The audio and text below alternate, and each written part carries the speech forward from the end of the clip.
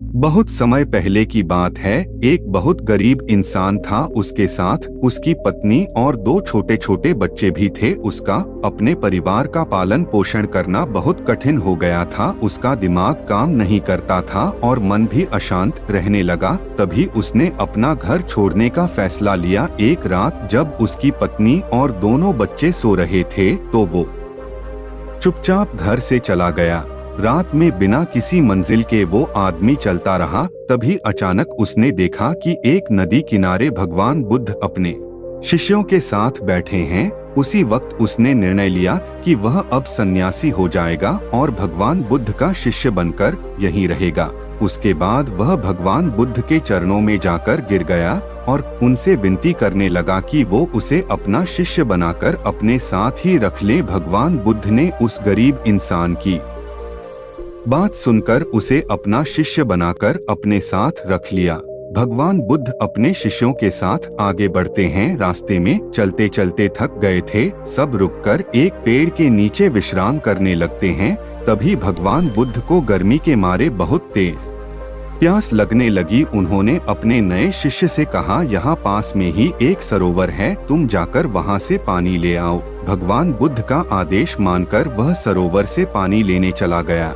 जब वह सरोवर के पास पहुंचा तो उसने देखा कि कुछ जंगली जानवर सरोवर में उधम मचा रहे हैं। जैसे ही वह सरोवर के और पास गया, सारे जानवर वहां से भाग जाते हैं। लेकिन सरोवर में कीचड़ सड़े गले पत्ते ऊपर तैर रहे थे, जिसके कारण उसका मन नहीं मान रहा था। उसने सोचा, इतना गंदा पानी भगवान बुद्ध पिएंगे कैसे। फिर वह बिना पानी लिए वापस लौटता है और आकर बुद्ध से बोलता है, भगवान उस सरोवर में तो बहुत ज्यादा गंदा पानी है, वो पीने लायक नहीं है।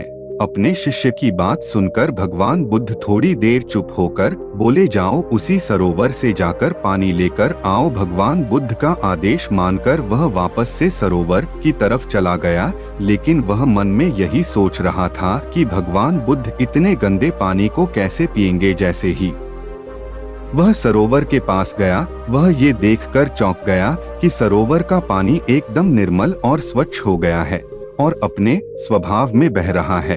उसने पानी लिया और भगवान बुद्ध के पास आते ही उनसे प्रश्न करता है, भगवान थोड़ी ही देर में सरोवर का मैला पानी इतना साफ कैसे हो गया। फिर बुद्ध ने उसे समझाते हुए कहा, जब जानवर पानी में उधम मचाए हुए थे तब सरोवर का कीचड़ उभर आया था। लेकिन कुछ देर शांत रहने पर कीचड़ फिर से नीचे बैठ गया और पानी पहले जैसे फिर से निर्मल और स्वच्छ हो गया। ठीक इसी तरह से हमारे मन की स्थिति भी ऐसी ही होती है। जीवन की कठिनाइयों और भागदौड़ हमारी मन में उथल पुथल पैदा कर देती हैं, जिसके कारण हम बिना सोचे समझे गलत निर्णय ले लेते हैं।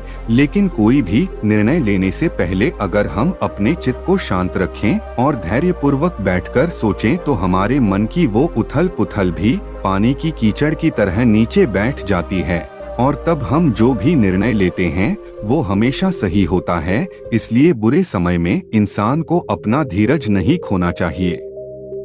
भगवान बुद्ध की यह बातें सुनकर उसका दिमाग खुल जाता है और जब वह शांति से बैठकर सोचता है तो उसे अपनी ही गलती नजर आती है।